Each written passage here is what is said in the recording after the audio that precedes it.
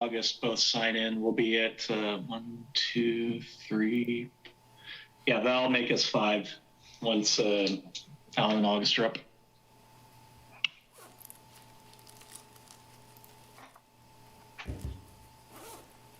That said, I'm content to wait a little bit longer, like another 2 minutes, since we don't have a humongous agenda today.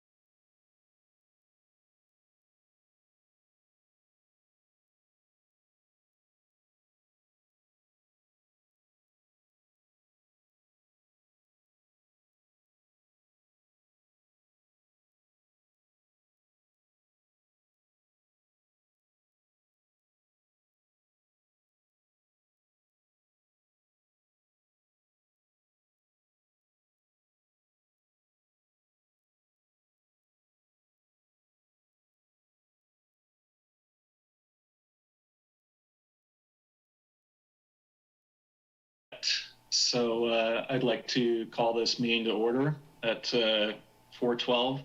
Serena, could you go through a roll call? Sure. Okay, Lance Fahey, Here. Logan Stewart, Mike Wazakowski, Yep. Nick Kuzmiak, Here. Alan Ackland, Gregory Critchlow, Present. I'm sorry? He's here. Okay. Bill Wilson,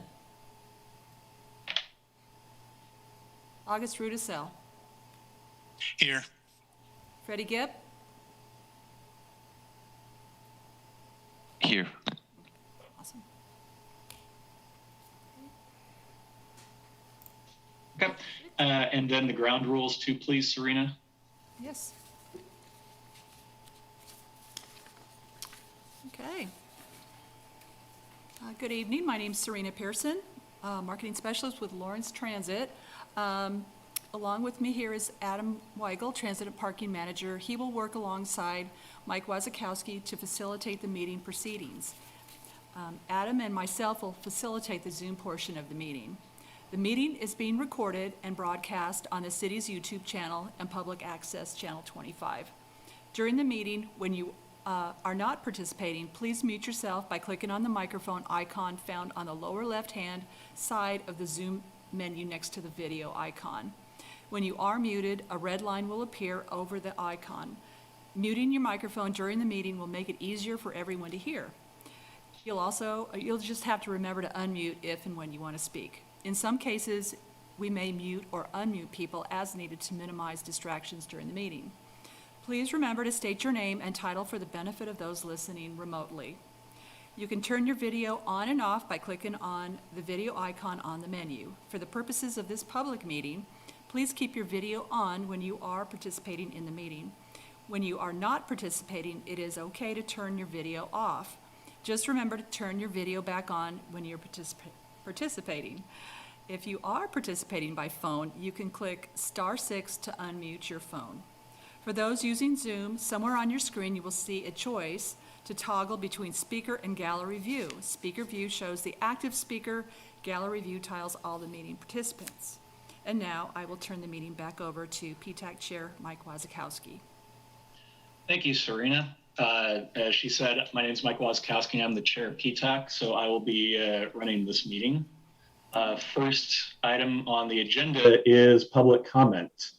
And we have a letter from JT Thornburg, member of the public, to read and review today. I also want to check, is anyone else on this call seeking to make public comment? I do see a couple of names I don't recognize. Mike, we've got a couple of staff folks who joined us, Okay. just resources for the group, but I don't believe I see any others. And there's no one else here in the room with us. Okay. Thank you, Adam. Let's go through the written comment left by JT Thornburg then. And Adam Weigel, Transit and Parking Manager. It might, I did put that in the public comment section. It does pertain to our agenda item, so perhaps it could be discussed. Fair point. Let's table until we get to that then. Approval minutes is next item on the agenda. So the minutes are attached to the agenda. Hopefully everyone who's on the board is had an opportunity to review those minutes. Does anyone have any amendments to offer to the minutes as presented?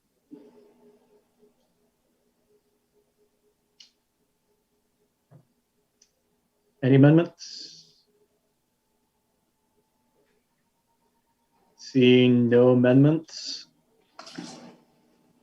Okay, they are deemed approved by unanimous consent then.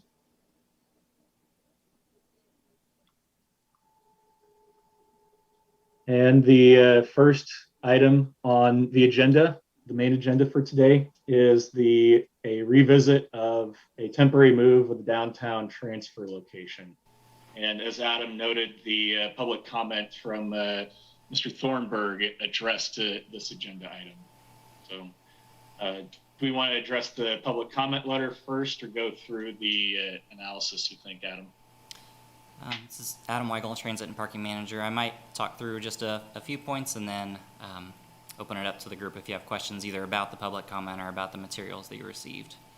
So staff had put together an analysis back in November of 2020 in response to concerns that were brought forth to this group in October of 2020. Looking at how we might be able to respond to some business concerns about transit operations at our current downtown transfer area.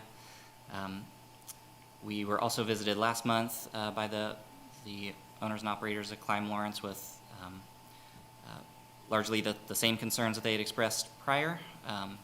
And the group asked us to bring back information this month. What I've brought back for you today is the analysis that we did back in November. There's a PDF of that. There is also a slide deck that does not really contain any new information. It does kind of reframe a lot of the issues and hopefully provide some extra text and images that clarify kind of what staff has done to respond, the things that are feasible for us to respond to, in particular changing our idle policy, following up on specific complaints related to transit staff parking in a private area and smoking in certain areas. Those are certainly things we've been able to follow up on. The presentation also walks through some of the constraints and challenges with us creating any separate effort to move downtown transfers while we're currently undergoing the process to do that by next August. There are a number of reasons why it is a challenge to move on an immediate basis, and staff position that we just cannot do that. We're moving about as quick as we can to follow the appropriate process with planning and public engagement, engineering design and construction. Really the timeline that we're looking at in preparation for August of next year is the fastest we're going to be able to move. So with that said, it's not my intention to walk through that presentation because there's not any brand new information. Hopefully you've had a chance to review it. Happy to answer any extenuating questions related to it, but as staff capacity and our kind of plans for the transfer station goes, our plan is to continue moving as diligently as we can on our current process that we are in the middle of, and I'll have a little more information about where that sits at the end of tonight's agenda, kind of our next steps for the transit project. So with that, happy to answer any questions that PTAC members might have. This is Michael Wasikowski, PTAC Chair. I'll open it to the floor for anyone who has questions about the analysis the staff have provided us.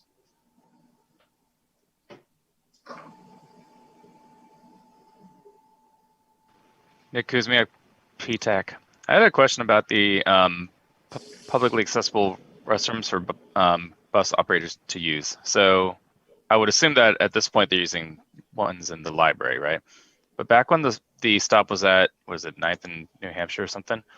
What restrooms were they able to use at that point? Adam Weigel, Transit and Parking Manager. That is a good question.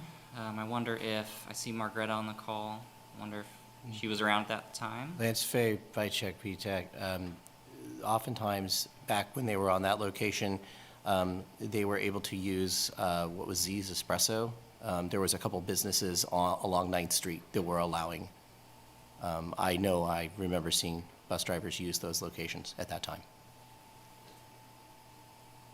This is Margreta DeFries from Key Transportation Services. That is true. They used the coffee shops, but there were quite a few routes where the drivers also had to use other bathroom locations along the route, which is much less convenient than anything nearby the 7th and Vermont location. It's a huge problem at places where the drivers have to walk a significant distance to get from the bus stop to a bathroom.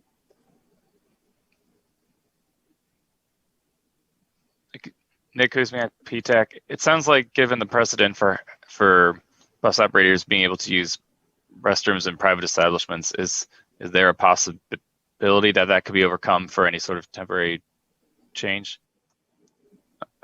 I guess I'm not saying at this point that I'm in favor or against anything. I'm just trying to, get some more details and some of the constraints that were identified.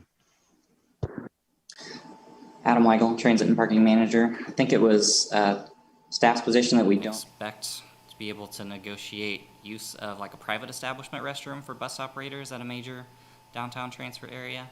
So, the library is a convenient spot for that if we were to move in a temporary way and not have the time that's needed for us to actually construct something for them. We'd be talking about something like a porta-john, and staff's not willing to put bus operators in that position for more than a year using facilities like that.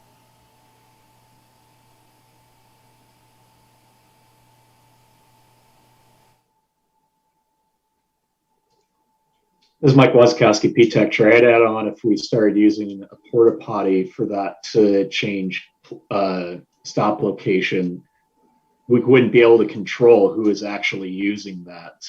It would be open to basically anyone unless we were to provide locks on it and give keys to all the bus drivers. And that seems kind of extreme a step to take just to give people a place that they can use the facilities.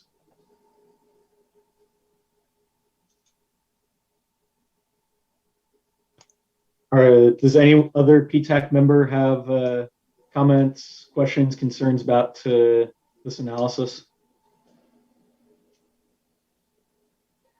Yeah, Lance Fay, Vice Chair PTAC. Just let you know that I'm firmly against any temporary move of the transfer location at this time. That after reviewing everything again and considering, traffic flow and safety. Also, I think it would set a bad precedent in terms of a single for-profit business thinking that they can dictate public transit or other public service and infrastructure policy. I think that would open up the door for any time there is a complaint about where a bus is parked, that all of a sudden we have to take on the expense and the inconvenience to move to appease them. So I'm firmly against a temporary move. If a more permanent move was determined and we could maybe start orchestrating that a little early, I'd be willing to consider it. But something temporary for this, I am firmly against. Mike Wasikowski, PTAC Chair. I'd just note that the more permanent change that you're proposing is what we are envisioning doing as a part of the transfer hub project, that we're going to build a new downtown transfer location of some kind somewhere. Far as I don't know where that is yet, but it'll be somewhere downtown. So we are going to do that. It's just as a part of our greater project. Are there any other comments, questions, concerns from PTAC members or others assembled? Nick Kuzmiak, PTAC member.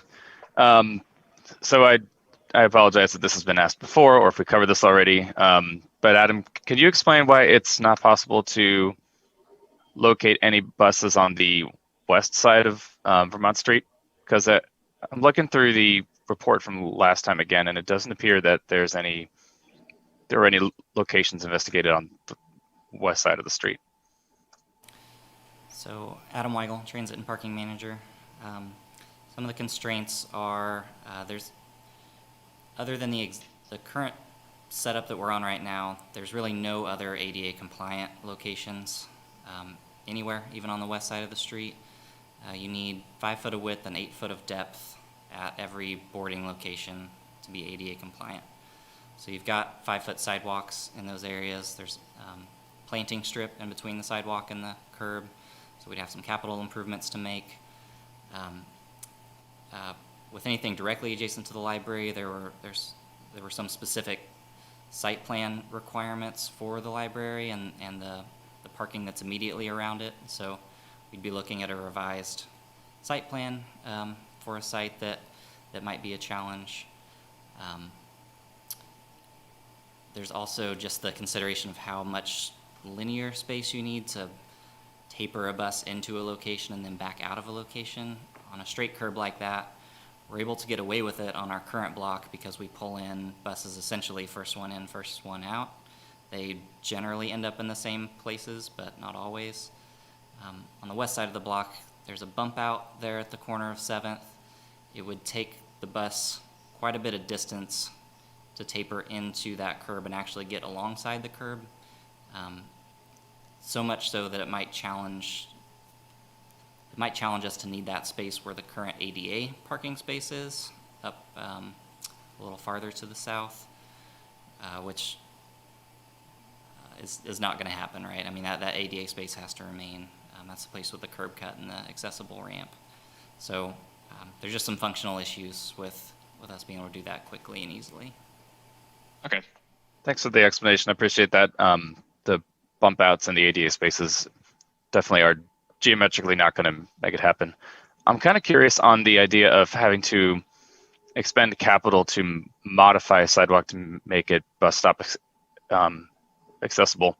That sounds to me like something that the entity asking for a change would probably have to be on the hook for. Is there any mechanism in place for doing something like that? Should we ever see this in the future and there actually is a way to switch around a bus stop? Adam Weigel, Transit and Parking Manager. So we certainly try to leverage site development. So when there's new development going on around town and they are adjacent to existing bus stops, we try to leverage those processes to get ADA accessible pads built for us. I don't know that we've considered the collateral in this way, right? Like, please move and we'll give you some money to move so that you can build ADA accessible spots somewhere else. I think from staff's perspective, it's much more about the operational functionality of our site and how it works. I mean, certainly capital cost is something we want to consider as well. And honestly, the process is maybe more of a challenge even than the money it takes to actually pour the concrete. If we wanted to do that tomorrow, it couldn't happen. We go through a process of design and review, and that's months worth of process that staff has limited capacity for, given our low FTEs and our high number of large projects that we have going on right now. So I don't think that that's something that is really the kicker here, that we just can't afford to do capital improvements on a short-term basis, although it is part of the equation. Mm-hmm. Thanks. This is Mike Wazkowski, PTAC Chair. Does anyone else have any other comments, questions, concerns about this analysis?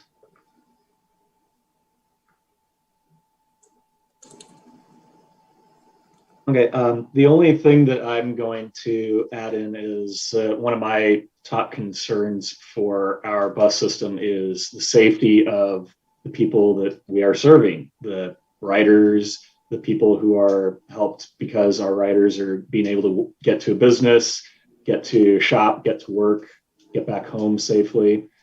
And so I've reviewed statistics that Adam has sent to me and are publicly available through ArcGIS maps.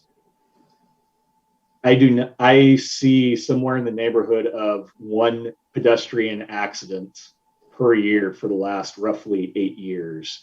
That is a pretty low number given the amount of traffic that goes through the 7800 block of Vermont.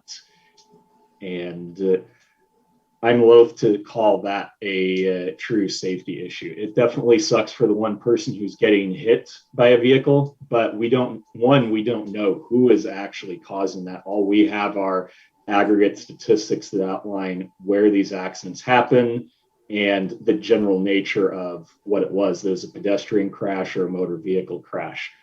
So I do agree that safety is important, but I think we are respecting the safety of the public in that area through our current standards. So in general, I am with Lance Fahey that I do not think this is a wise move for us to do at this time.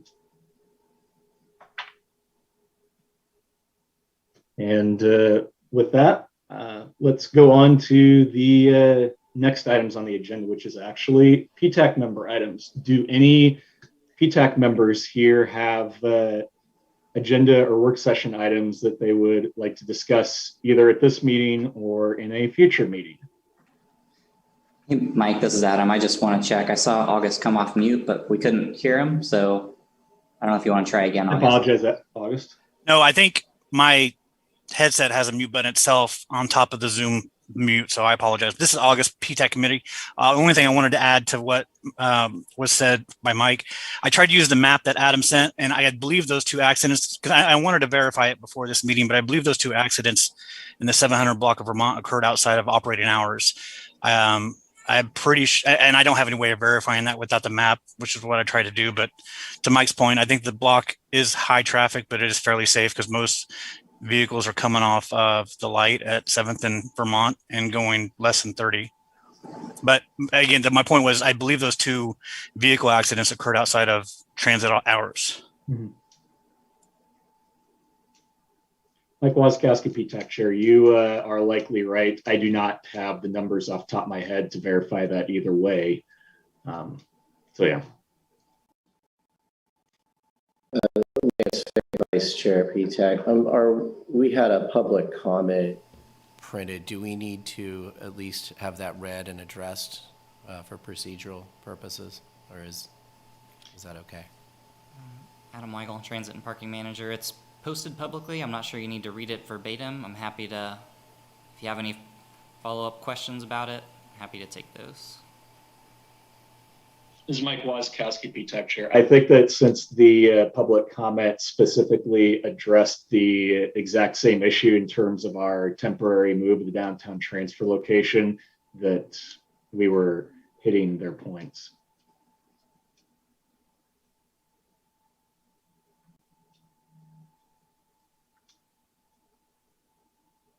Any other discussion before we advance and I don't try to cut people off?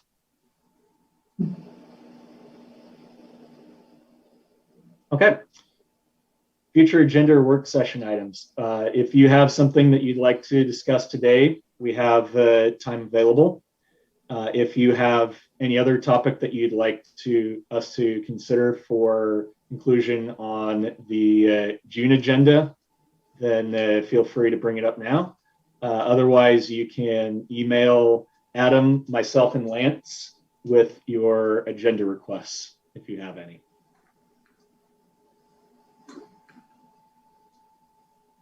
This is August Rudisell, PTAC member. I just was curious if Adam, if there's online a progress update that the public has access to, or you can provide for the bus shelter efforts. Adam Weigel, Transit and Parking Manager. I'll A talk little bit about that today. as part of our transit staff items. And maybe I'll hold off until that comes around, but if you have additional questions, let me know at that time.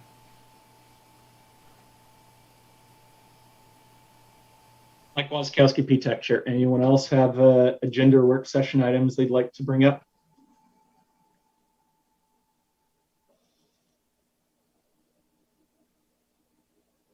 Okay.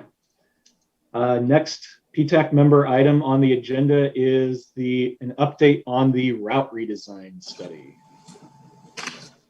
August and Frederick, do you have anything you'd like to bring up about this?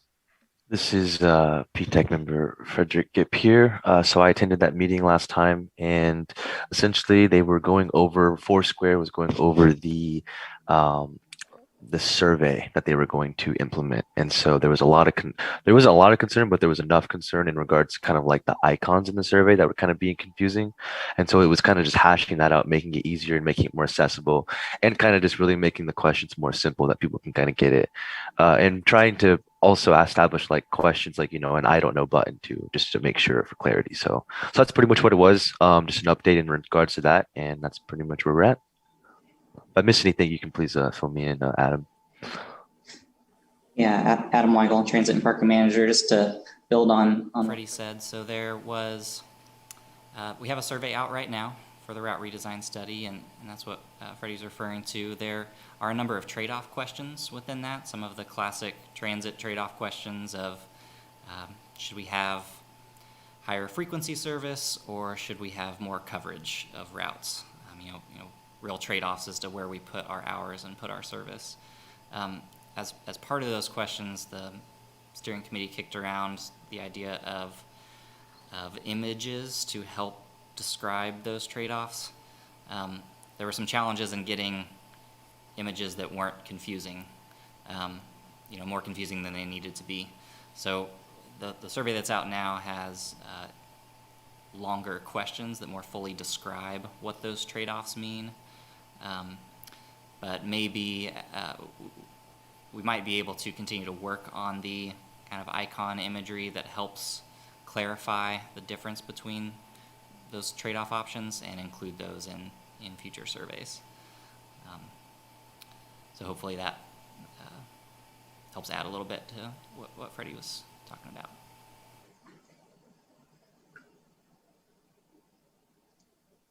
This is Mike Wazkowski, PTAC Chair. I have seen posts online about the survey, but I have not actually followed it, so I don't know what's on it.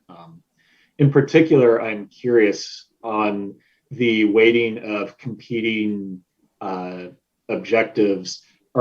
Is it just you prefer X over Y, or is there a degree of what your preference is that you're allowed to state? Adam Weigel, Transit and Parking Manager. The way it's currently set up is it just forces you to choose one or the other. Not necessarily a certain weight on one and a certain weight on the other. It's really to get that high level understanding of if you had to choose between X or Y, which would be more important to you. Certainly that'll play itself out in future scenarios of how we might redesign our service. And then people will really see it come to life and say, oh no, that's too far, or maybe let's dial back that idea a little bit. But for now, it's just one or the other. Thank you. And based on your description, it's also you can't choose a tie. Adam Weigel, Transit and Parking Manager. There is a no preference or don't know option for all of those. In case you don't really understand it or can't decide between the two, there is that option.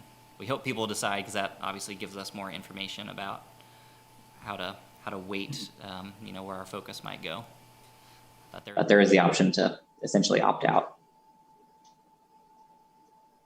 Mike Wazkowski, PTAC Chair. Thank you for that, Adam. Does anyone else have questions for Adam, August, or Frederick about the survey or anything else on the route redesign study?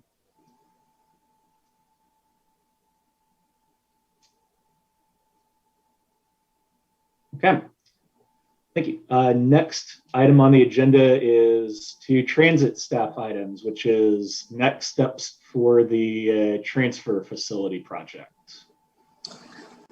Adam Weigel, Transit and Parking Manager. I actually have a few more bullets on my list since I got this. Agenda up, and I might start with the, since we were just talking about the survey, I just wanted to note that that got posted on Monday. We already have 278 responses, so it's started off strong. We'll keep pushing it out. The intent was to get it out before KU students were gone for the semester and really do that outreach in a strong way. So we think we've gotten a good bump from them, but we'll continue to push it out over the next couple of months. So we've got a little time to represent it to the public or keep encouraging people to get on and take that survey. But that's a good, strong start, we think. So in regards to the facility, we do have, we had a pretty successful immersion week a few weeks ago where there were 8 stakeholder meetings, 2 public meetings, a number of design meetings in between those. The design team got a lot of information. We got some pretty good rough sketches on paper that the consultants are currently refining. Big picture, we are looking to get final concepts selected for both the Bob Billings and Crestline site and downtown. We're looking to have those selected at the June 15th City Commission meeting. So we're moving on a pretty swift schedule here. To back that up, there's some important dates I want this group to think about. One of them is, really would like to have a recommendation from PTAC and Multimodal Transportation Commission to help us recommend preferred options for both the Bob Billings site and the downtown site. Each of those groups needs to have that recommendation made separately, but we were interested in doing a joint session with the consultant to talk through the options. The consultant currently has 3 options for Bob Billings and Crestline, 3 for downtown. We're hoping that we can have this group work with Multimodal Transportation Commission at their June 7th study session time, which would be 5 to 6 p.m. There would not be any decisions made during that hour block time, but both groups would be able to listen and ask questions and hopefully come to a consensus on which options are the most desirable, with the intent that hopefully at the June 7th meeting portion of Multimodal Transportation Commission, they could provide a recommendation, and then the following week at PTAC on June 14th, this body we could do a short re-presentation of what we had talked about on June 7th, but then that this group would make a recommendation to City Commission. So I wanted to gauge initial temperature from folks here on that idea of having a joint session between the 2 groups for essentially discussion only and kind of hashing out the different options, and then recommendations to follow that at your respective meetings. This is Mike Waskowski, PTAC Chair. Sorry. Go ahead, Lance. Lance Fay, Vice Chair PTAC. I'm just going to say that I would be willing to make myself available for that date and that meeting. And Mike Waskowski, I am also available at that time, so I've got it blocked off on my calendar now. Kuzmiak, PTAC, and also MMTC. I'll definitely be there at that time, but I think it'll be particularly nice to have both groups in the same place at the same time to kind of bounce ideas off of each other, because oftentimes at MMTC, we do wish that we had more of an input from public transit, and having Adam stop by every once in a while is certainly helpful. And my attempt at recounting our minutes is hopefully helpful, but it'd be, I think, kind of a long time coming to actually have the 2 groups meet and see what we can learn from each other.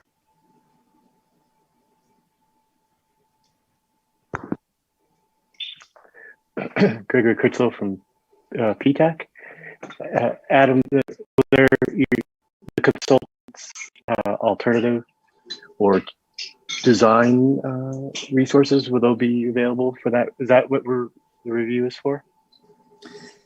Yes, so Adam Weigel, Transit and Parking Manager. The hope is that in early June to be able to get out some of the Materials themselves, so that you're not seeing the concepts for the first time at that meeting, but that you have a little time to review actual drawings and think about things. We're a little more prepared for that discussion. But yes, the intent would be there would be actual drawings to respond to. The consultant would walk through and present each one, and the trade-offs or the pros and cons to doing things in different places or in different ways. And that through that discussion there, we would come to a preferred option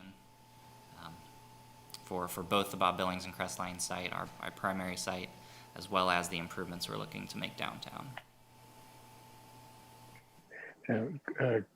So are those that's at schematic level at that point? Is there? I'm sorry for not understanding the full schedule, but I'm assuming there's a full schedule that is out from schematic to understand after those choices or recommendations have been made to go on to the actual preferred design. Yes, so we're hoping that this whole initial effort over this last couple of months and leading through June is to get us to preferred concept level design. So pretty simple schematics, I suppose. Once we have selected preferred options for both Bob Billings and downtown, then we can move towards final design. But the rest of the design process is going to happen over the last half of this year, with construction beginning in early 2022. It's possible we might be able to look at bidding some material type things out earlier than 2022, just to get stuff in the schedule, so to speak, so we're not waiting on steel to show up, for example. But 2021 is really all about getting us through final design, 2022 being all about construction.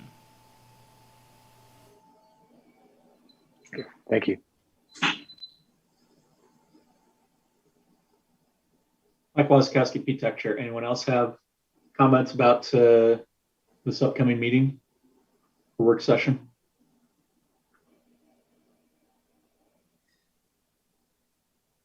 Adam Weigel, Transit and Parking Manager. The other piece Yes, I just wanted to share is we are also, we're not going to be able to recreate all of the individualized stakeholder meetings we had last month, but we do plan to also have some open to the public meetings. We're currently looking at June 9th on a Wednesday to have similar to what we did for public meetings during Immersion Week, where we had one that was over the lunch hour and then one in the evening, like 6 to 8 p.m. So those would also be times that the general public would be able to see drawings, interact with the consultants, ask questions, so that leading up to that June 15th City Commission, we would have had a lot of input, not only from you all and advisory committees, but also just from the general public.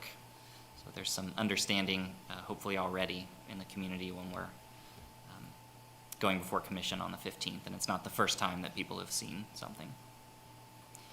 There is one other effort that we are trying to work on as staff, and we don't have a clear path forward, but we've got a couple ideas.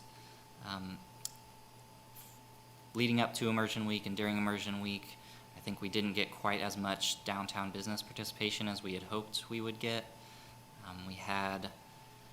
Before that week, we had 4 different Zoom meeting times made available.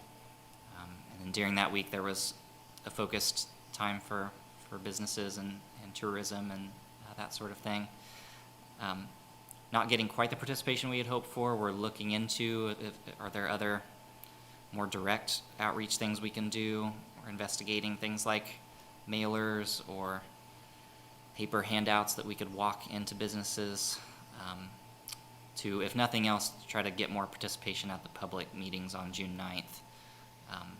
Or of course, just receiving written comments or phone calls, but really hoping to do as much as we can to engage downtown before June 15th so it doesn't feel like people were brought in at the last minute. just a heads up that we're trying to work on that stuff and make sure we hear from people before they feel like a decision is imminent.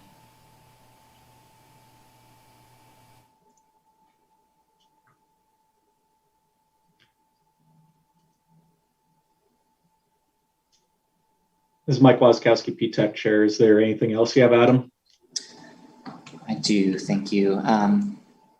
So a couple other things. Wanted to note that We put out a request for proposals for mobile payment services last Wednesday. So the ability to purchase transit fare on your phone and use that when you board the bus. That RFP will be out for 30 days, so it will be closing on June 4th. So I would imagine sometime in July-August timeframe, we should have mobile fare payment available to people in Lawrence. So that's exciting for us to have worked through that and had heard this group when they asked us to look more closely into that. Doesn't preclude us still from figuring out if fare free is part of our offerings as we work through route redesign this year. That's like I mentioned before, that'll definitely be a discussion, but getting this out this summer will give people, if nothing else, an entire year of being able to have one more way to pay for the bus and use the bus. So we think that'll be real valuable. I wanted to touch on bus stops. Augusta brought that up. So we put out a press release last week related to 7 bus stops that were improved with vinyl art from Van Gogh artists.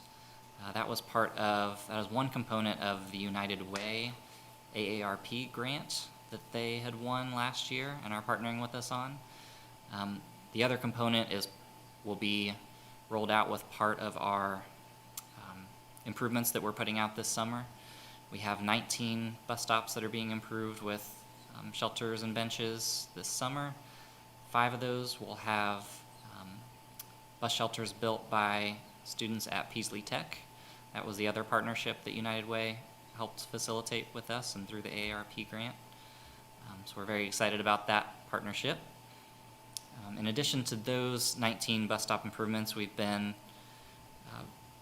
really trying to be opportunistic with other ongoing projects and processes, and how can we get bus stops improved in the context of development or street repair or that type of thing.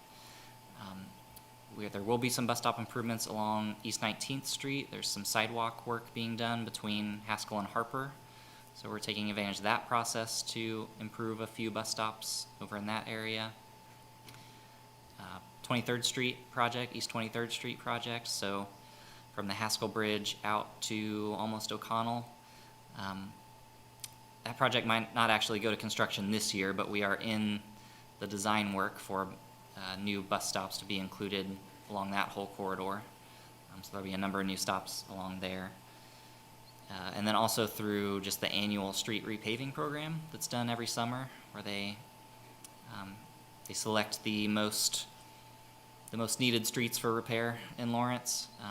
We're plugged into that process as well. So when there's concrete trucks out doing that type of work, we're getting them to add, at minimum, some ADA boarding pads for us. So connectors from the public sidewalk to the street curb so that people can access the bus in that way. So we think this calendar year we're probably, we've got our 19 stops that we know we're going to go in. We're probably pushing close to 30 stops total when you start adding in these other projects that we're trying to plug ourselves into. So that's kind of where we're at. August, to your point, we're trying to work on how we best communicate this in a more streamlined or real-time way to the public. How do we let people know of what's upcoming and what the timeline is? We're looking into different ArcGIS dashboards and thinking, are there maps and sorts of things we can do in that way that's engaging? We haven't figured out a clear path forward yet. For now, it's a lot of, you see our press releases when we have projects that get completed and we let people know about that. We did the same thing for 7 sites that we improved in 2020. We put out a press release when those were done to let people know. But we're hoping maybe we can find a more proactive way to let people see what's coming down the pipeline. One of the things for this group that'll certainly come back around this year is staff working on our bus stop guidelines and our prioritization process and how we move through that process of selecting what our next round of improvements is going to look like. Currently, there's quite a bit of shifting sands. I mean, there's a lot of need. There's been a lot of bus stops that have needed to improve for a long time, so there's a lot of options for us to look at.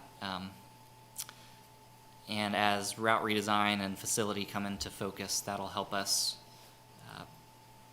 better make sure that we're not improving sites that might no longer be a part of bus routes. We've still got a lot of corridors that we're real confident are definitely going to be a part of a bus route, even if it's slightly different in the future.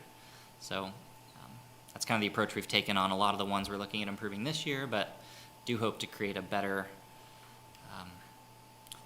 more transparent, easier to understand, easier to kind of see what's coming down the pipeline process for the public moving forward. But I guess I'll stop there and see, did that kind of get at what you were hoping for, August, or are there any other gaps? That was August Buddhist PTAC number. That was perfect. Thank you, Adam.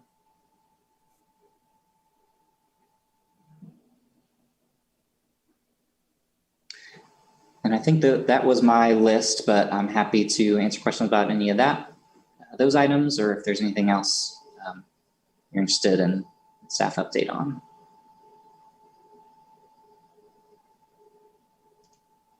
I guess I pass the ball to you and I take it right back.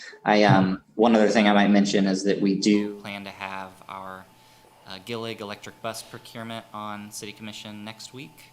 So that's the next approval in the process for the electric bus project is us formally purchasing those electric buses. They still aren't going to arrive for a while. The first one will be arriving in no earlier than March of 2022 and no later than May 1st of 2022. So next spring is when we're getting those buses, but we are moving forward with the purchase of them so that we can start working on all the pre-production activities that it creates to get those on the assembly line, so to speak. Mike Wazkowski, PTAC Chair, is that going to be on the consent agenda for the commission that day? Adam Weigel, Transit and Parking Manager. It will be. At this point, there's a lot of documented history of that electric bus project, so a lot of these procurement type things that we're putting forward do end up on consent, and they reference all the prior work that had been done all the way back to us asking permission to apply for this grant in the first place. So that's typically how we've approached these things. It's already budgeted and has already been previously approved by commission, so it ends up on consent more as a formality for us to work through the process. Okay, thank you.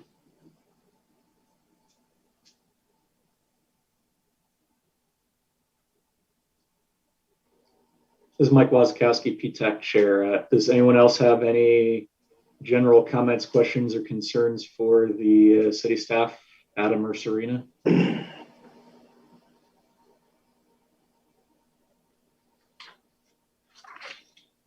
Okay, hearing none, I think we're out of our agenda. So next meeting will be hosted on June 14th, I believe. Second Monday of the month, same time as always. I believe, at least for now, we are going to continue doing remote only meetings other than the limited people who are in the city commission room. So until June 14th, everyone be safe, be healthy. And if you plan on attending the MMTC session with myself and the rest of us, awesome, that'll be great. I look forward to seeing you there. If not, I'll see you on June 14th. And with that, meeting is adjourned.